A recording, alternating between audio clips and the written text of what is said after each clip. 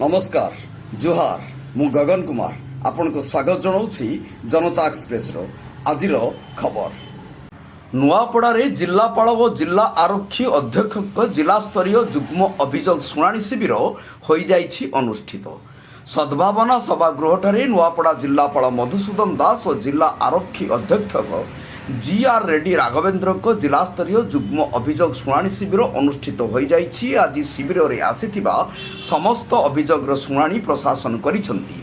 एही सब अभियोग उपरे अति शीघ्र समाधान करने को विभागीय अधिकारी माननकु जिलापाल निर्देश देइछंती। आज अभियोग शुणाणी शिविर रे जिलापाल जिला आरक्षी अध्यक्ष सहित बनखंड अधिकारी वन्यजंतु महादेव बड़ाई जिला मुख्य उन्नयन अधिकारी लंबोदर धरुआ उपजिलापाल जोगेन्द्र माझी भारप्राप्त जिला मुख्य चिकित्सा अधिकारी डॉक्टर गुरुप्रसाद जेना ब्लॉक अध्यक्षा ताराश्वरी साहू जिला परिषद सदस्य भानुप्रताप सिंह माझी भरतलाल साहू प्रमुख उपस्थित थिले।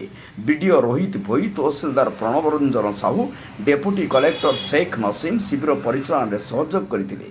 एठारे समस्त प्रशासनिक अधिकारी जिला स्तरीय अधिकारी जंत्री लाइन विभाग अधिकारी ब्लॉक स्तरीय अधिकारी एवं कर्मचारी उपस्थित थिले।